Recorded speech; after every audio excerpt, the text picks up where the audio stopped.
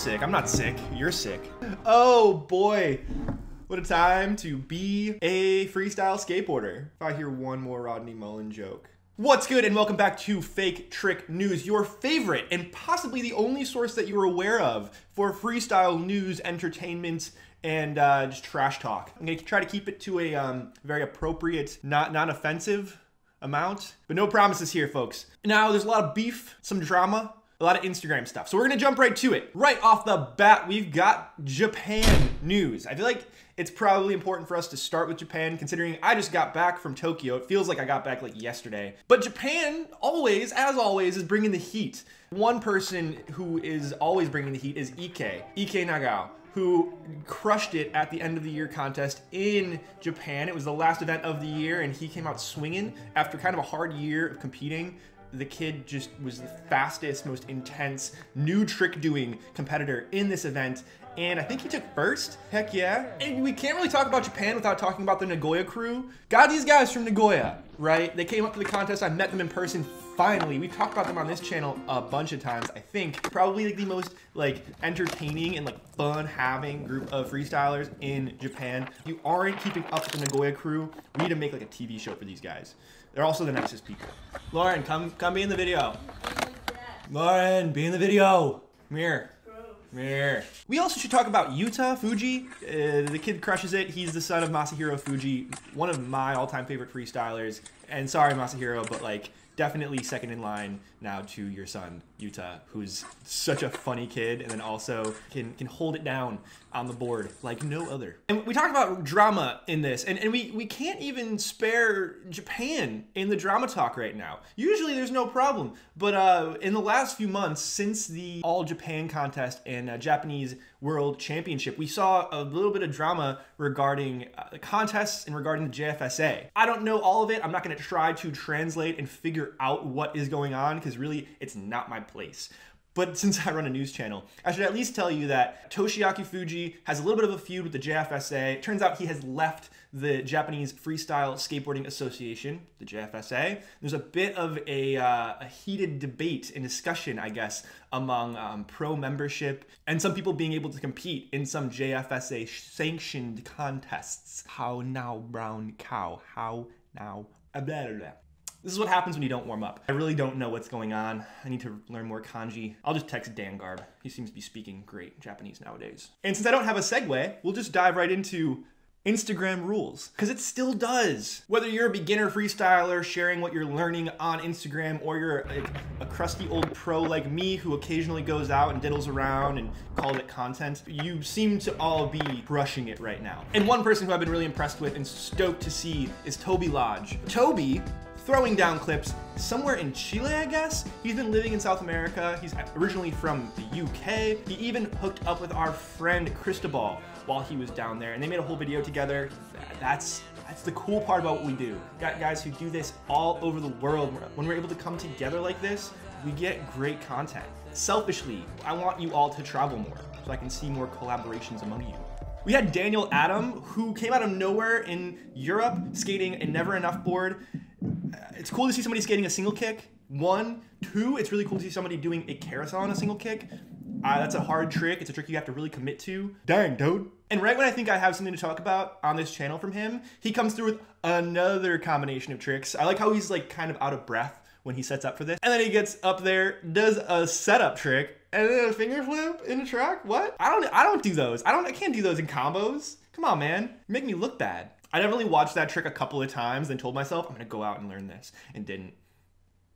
Thanks, Daniel, for the inspiration. We had a freestyle slam from Danny Mills, Dan Quixote, on Instagram.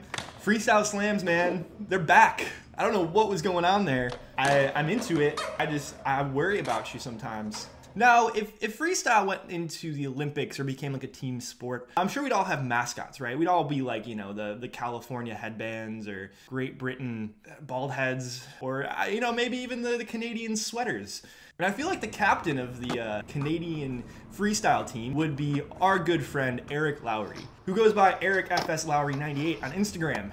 Eric always coming through with the handstand finger flips, handstand kick flips, whatever you want to call them. You need to peep Eric Lowry.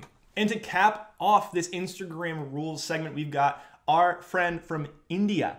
That's right, we have freestylers in India. Lal Nakima Ralte, I hope I got your name right, sent, or posted, I should say, this 50-50 back foot kickflip.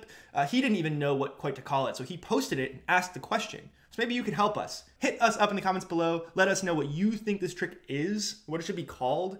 It's definitely something that I haven't seen before, but I spend most of my time right here, under my rock. Now Instagram continues to be a juggernaut in the freestyle community. We see so much new content there, but we can't leave out YouTube. And one person who came through heavy on YouTube in the last couple months was Marco Sazzi, the Italian stallion of freestyle skateboarding. Put out this new video part with no notice. Basically made a part of nothing but NBDs, which is hard to do, especially in this group. So go check it out. He deserves so much more than just a segment on this channel and on this episode to praise how much he's done for us as a community. Marco has been pushing the boundaries of freestyle for as long as I can remember, since I started getting into this. And his style, the bounciness, the technicality, I wish I could just post this whole video on this channel so you could watch it. But peep the video, watch it, do yourself a favor, and try to learn at least one section of one trick from it, because I assure you, it will look easy, but it will drive you insane trying this stuff. And YouTube even had kind of some room for drama.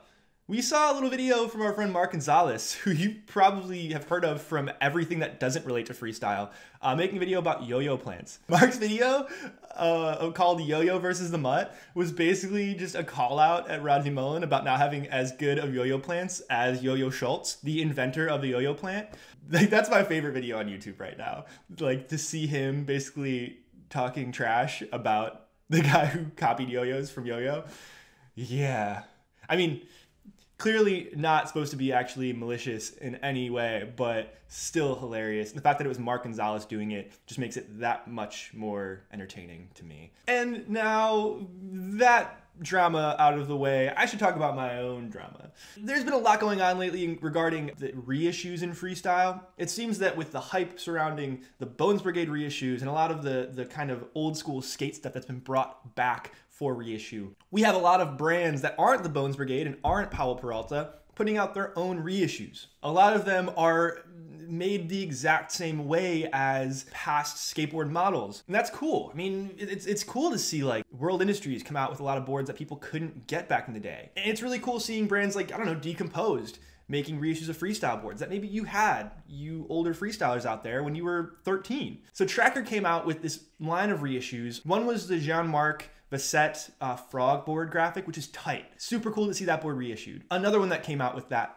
little lineup was the Flip Side. Awesome. Stoked to see that. What I'm not stoked to see is this weird, like, super steep concave square freestyle board that even the people who are selling it have to like shave down to make somewhat skatable. I don't get it. I don't understand why it was made. I don't understand who approved it, who was like even referenced when asking to make a shape for it. This is what happens when people who do not freestyle and have nothing to do with freestyle skateboarding get involved with making freestyle boards. Freestyle is at a point where we need better stuff that's gonna push the quality of the skating and get people more hyped to be a part of this community. And to see somebody coming in from the outside and giving us product that's really just gonna bum people out, in my opinion, at the end of the day, make people feel like freestyle boards make the tricks harder, isn't good for growing the community. If you have a board that you're stoked on, if you think otherwise about those boards that I'm talking about, tell me about it. Hit me up in the comments below. Tell me I should just lay off. I'll probably edit a lot of this out because I got real heated. But enough of that. You're probably sitting here thinking, Mike, what are you doing for freestyle these days? And that's right to say. I haven't really done a lot, but we are working on it. And one thing that we're doing right now, myself and a couple friends, is we're trying to organize this thing called the Skate Picnic. You at home are wondering, what the heck is the Skate Picnic? And if you are in Southern California, you should be very curious because this is in your backyard. You should come out to this. It's gonna be a skate clinic, kind of a skate jam designed to help people learn how to skate, how to freestyle, how to do the tricks that I talk about in all of my videos. Last week we had the Jan Jam. It's a really fun event that happens every year in January. It's hosted by Ricky Rodriguez in Long Beach. I thought, you know, I love this event. I love seeing my friends. One thing I'd love to do is do this more often. So the first weekend in February, we're gonna be linking up at the Big Speed Park flat ground spot. I'll have all the details below. I'll be learning tricks from my friends. You can learn some tricks from us. You can come up to us and talk to us about what we're doing. Really just hang out. The point is to help you, to help us, to help everyone get together and make this community feel like more of a community, especially in this Southern California area. So come out to it, bring some people, drink some coffee with us, hang out. Don't even bring a board if you don't want to. That's fine. You can ride mine. But save the date. And if you're watching this and you live around here, you're missing out if you don't try to make it up. All right, so I'm just gonna wrap this episode up there. Everybody who tuned in, thank you for dancing with us in the new year. It's 2019. It's gonna be a big year for myself personally, for Fake Trick News. I hope genuinely hyped to see what the new year brings. And I hope you will decide to keep dancing with us. Till then, here's what you actually wanna see. A dog singing karaoke. I guess it's much more entertaining than what I do. Cool.